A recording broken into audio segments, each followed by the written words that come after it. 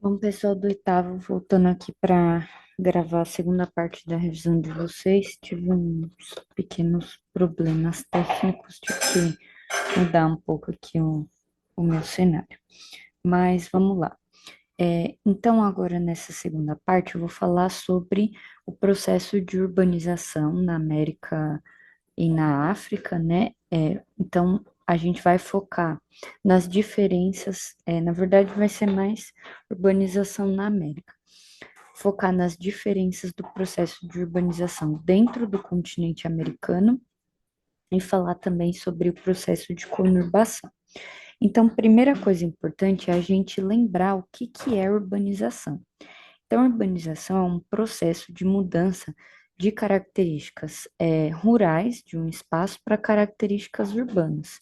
E essas mudanças, elas acontecem de acordo com a evolução da tecnologia, a modernização daquele espaço. Então, é uma série de modernizações que vão acontecendo, que vão transformando esse espaço que antes era mais natural em um espaço mais modificado pelo ser humano. É isso que marca a diferença, né, entre espaço rural e urbano. O urbano é mais modificado do que o espaço rural. No geral, a gente pode observar que para um lugar passar para uma característica rural para uma característica urbana, ou seja, para ocorrer um processo de urbanização, geralmente é um padrão que haja uma mudança ali no espaço rural relacionado à produção agrícola. Então, geralmente, espaços urbanos tiveram a urbanização impulsionada por uma modernização do espaço rural. E aí isso aumentou a produtividade, mas ao mesmo tempo diminuiu a necessidade de mão de obra. E aí essa mão de obra ela é deslocada do espaço rural para o espaço urbano. Então, uma das características marcantes da urbanização é o êxodo rural. Aí há algumas diferenças relacionadas à intensidade desse êxodo. Então, em alguns lugares ele é maior, em outros é menor. A gente vai ver daqui a pouco. Outra coisa importante é a industrialização. Ao mesmo tempo que a gente tem mudanças no campo, a gente tem mudanças também no próprio espaço urbano. O espaço urbano, ele é caracterizado por uma presença de indústrias. E aí, aquela migração de mão de obra que eu falei é justamente a mão de obra que sai do espaço rural e vai para o espaço urbano para buscar empregos, nessas indústrias. Então, a gente pode observar que as cidades elas se tornam áreas de atração para os trabalhadores.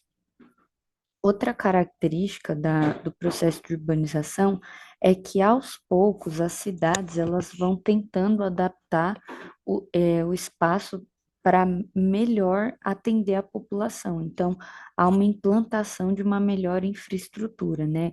É, colocação de melhoria, perdão, de um saneamento básico, de um transporte público e etc. Quando a gente está falando, então, de urbanização, a gente tem que entender que urbanização e industrialização são duas coisas que andam juntas, uma é consequência da outra. Então, a urbanização é uma consequência da industrialização. Geralmente, quando um local se industrializa, a urbanização vem logo em seguida. Então, as cidades, elas existem no mundo desde a antiguidade. A gente vê que as primeiras cidades do mundo, né, os primeiros espaços urbanos, estiveram lá na Ásia, na Europa, mas urbanizar de fato com a formação de vilas operárias, esse processo de modernização acontece mesmo a partir da Revolução Industrial. Mas esse processo de urbanização, ele não ocorre de forma homogênea em todas as cidades, ou seja, cada cidade vai se urbanizar em um ritmo diferente, com características diferentes, por conta de fatores diferentes. Então, para cada cidade vai ter o seu processo de urbanização, e a gente pode dividir elas assim, podemos dizer, em um conjunto de características. E aí agora a gente vai entender como que foi essa urbanização no continente americano, mas de forma diferente, né? Porque as cidades da América anglo-saxônica tiveram um processo de urbanização, as da América Latina tiveram outro. Antes da gente lembrar disso, eu vou é, mostrar para vocês, né? Vou relembrar com vocês a diferença entre América Latina e América anglo-saxônica. É algo que a gente vai se aprofundar um pouco mais para frente, mas eu já antecipei a explicação para vocês. Então, é, foquem nessa parte aqui em lilás, tá, gente? Eu, foi quando eu gravei a segunda parte e deu problemas técnicos aqui, enfim. Então, o continente americano, ele é um só, mas a gente pode ter algumas divisões dele. Essa que eu estou apresentando para vocês é uma divisão mais econômica, cultural. Então, quando a gente está falando dessa divisão, podemos entender que a América poderia ser dividida em duas. Uma é a América anglo-saxônica, que são apenas dois países, Estados Unidos e Canadá. Esses países, eles entram nesse conjunto com esse nome porque eles foram influenciados, é, tiveram seu desenvolvimento influenciado pelo processo de colonização associado aos países anglófonos, que aí a gente está falando da Inglaterra. Então, os Estados Unidos, por exemplo, foi colonizado pelos ingleses, assim como o Canadá, só que o Canadá teve também influência dos franceses. Os franceses também têm origem latina, já não é origem anglófona, mas em sua maioria o Canadá teve influência inglesa. Então, esses dois que foram colonizados pelos ingleses e tiveram seu desenvolvimento afetado por essa dinâmica, a gente chama de América anglo-saxônica. Agora, todo o restante do continente americano, desde lá do México, passando pelos países da América Central, logo em seguida América do Sul, até lá a pontinha da Argentina, a gente chama de América Latina, porque esses tiveram a sua colonização associada a países com línguas de origem latina, no caso espanhol e português. Então, aqui eu não estou dizendo que são só esses dois, tá? É porque se eu fosse falar todos os países, eu ia ficar muito tempo aqui. Mas desde o México até a Argentina, a gente chama de América Latina, porque foram países colonizados por Portugal e Espanha, né? Que são países de origem latina, de língua latina. Bom, então, colocada essa diferença, né? Vou voltar ali para os slides para falar sobre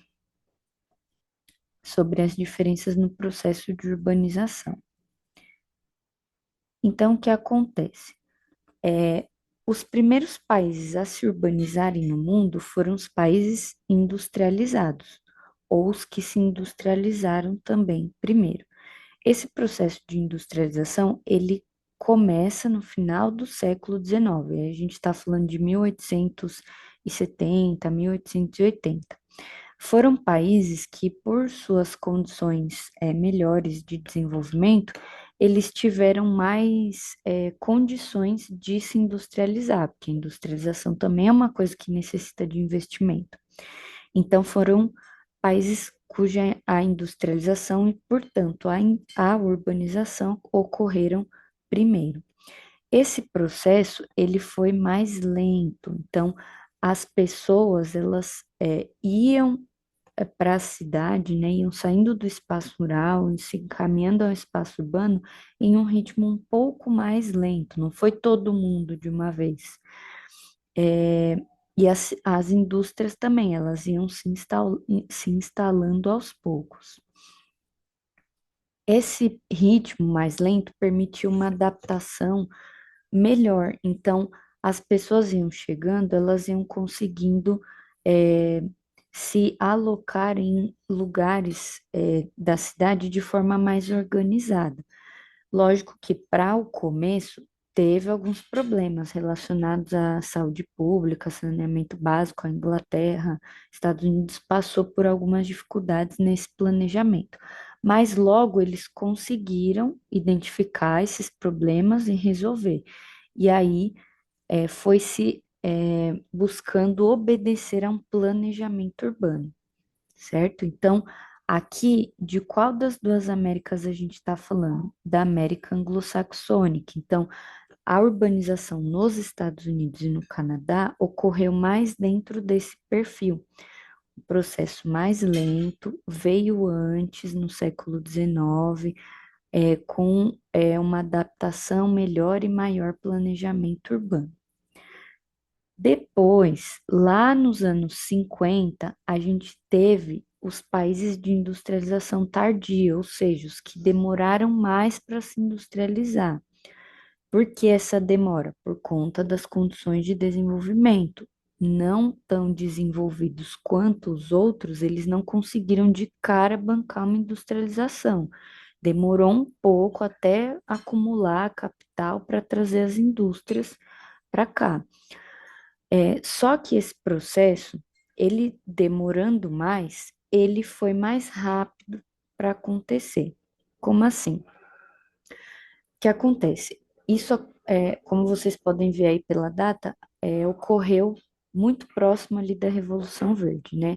Então, a modernização que chegou no espaço rural desses países menos desenvolvidos, ela aconteceu de forma muito intensa. Então, vieram um monte de máquinas muito modernas para a época, e isso causou um desemprego no espaço rural muito grande nesses países.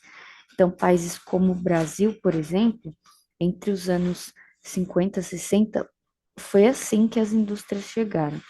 E junto com as indústrias veio essa modernização do espaço rural, e foi tudo muito rápido.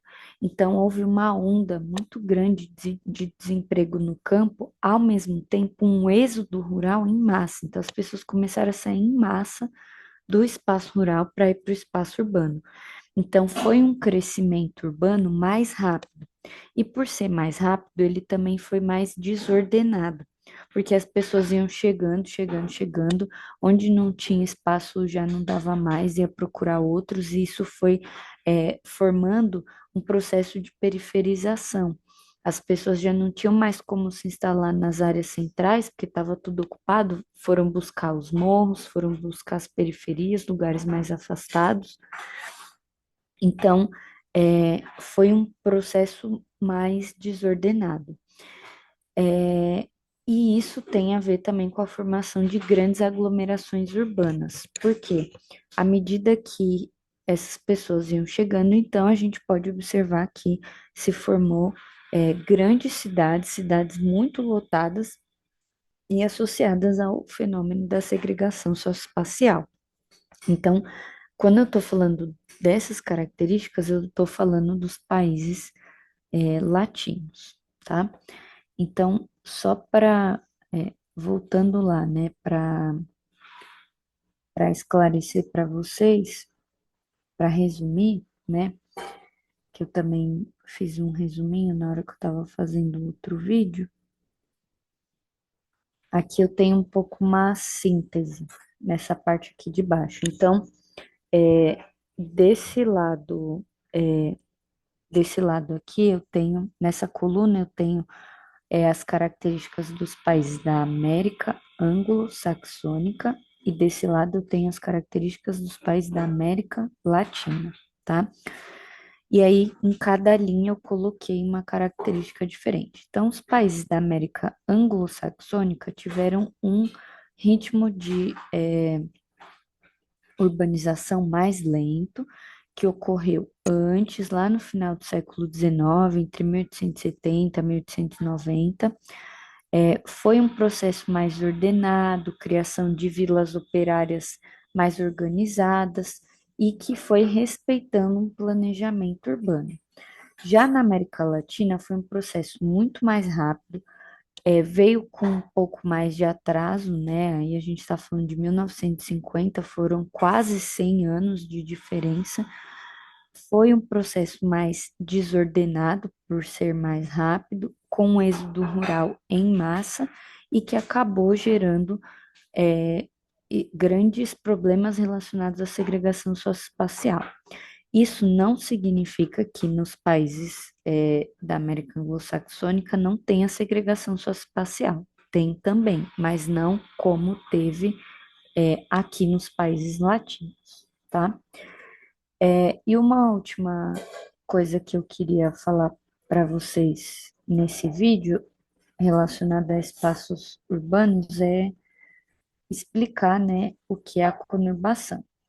Então é o seguinte, a conurbação, ela tem como principal característica, opa, ela tem como principal característica a formação de do que a gente chama de megalópolis, né? Mas vocês precisam lembrar do nome. Tudo bem falar, Vicky, o que está mostrando aí na imagem é a formação de uma megalópole. Não está errado, mas vocês têm que lembrar que o processo que forma uma megalópole é a conurbação. Antes de formar megalópole, existe a conurbação, tá? Então, o que que é a conurbação? Aqui na imagem há duas áreas. A área em amarelo, a área urbana A, área em azul, a área urbana B. As duas são cidades, certo? E entre elas tem uma área não urbanizada, como vocês podem observar aqui, tá? Essa área não urbanizada, então, ali é um bairro pequeno, um espaço que ainda tem características rurais, não é urbanizado como essas duas áreas, essas duas bolinhas aí. Só que, por conta das dinâmicas que vão acontecendo entre os espaços urbanos, essa área do meio ela vai crescer, né? Uma hora ela vai se urbanizar. E ela vai fazendo parte dessas duas áreas urbanas. Então, à medida que essas bolinhas crescem, ou seja, que essas duas cidades, porque a gente está falando de duas cidades aqui, à medida que essas duas cidades vão se expandindo, que a sua mancha urbana vai se expandindo, uma hora ela vai se sobrepor, que é o que está acontecendo aqui no depois. Então, com o crescimento urbano, a gente tem a sobreposição da área urbana A e da área urbana B, formando uma área C, que é uma área conurbada. Então, a área conurbada é quando duas áreas vizinhas, né, quando duas cidades vizinhas, elas crescem tanto a ponto da gente não conseguir diferenciá-las. Então, se eu andar entre Guarulhos e São Paulo, eu vou encontrar áreas conurbadas, porque o padrão é tão parecido, os prédios, os comércios, tudo tão parecido que eu não sei se eu estou em Guarulhos ou se eu estou em São Paulo, né? A gente só consegue saber quando há lá falando uma plaquinha, limite de municípios, Guarulhos, São Paulo, né? Então, é um exemplo de conurbação. Outra coisa que a gente pode observar, né, em alguns limites de municípios, há áreas que estão mais degradadas, porque nenhum dos dois municípios quer assumir a responsabilidade de ter que arrumar aquilo. É o que acontece, por exemplo, na ponte entre Guarulhos e São Miguel. São Miguel é um bairro da cidade de São Paulo, né, do município de São Paulo. Na ponte, né, que conecta ali Guarulhos com São Paulo através de São Miguel, tem uma ladeira lá, que tem uma pedra gigante e tal, mas a gente consegue perceber que aquela ponte está bem, né? Ela precisa de uma estrutura melhor, precisa de uma reforma, enfim. Só que Guarulhos olha aquela ponte e fala: Não posso fazer nada com relação a essa ponte porque está no limite de municípios e não é minha. Tem que ser São Paulo.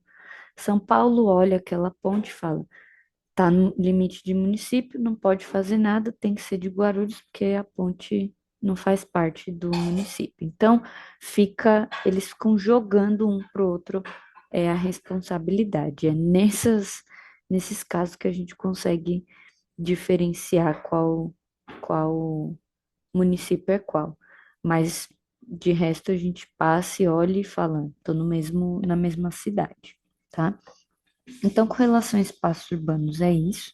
E aí logo eu volto para falar sobre industrialização, transnacionais, etc.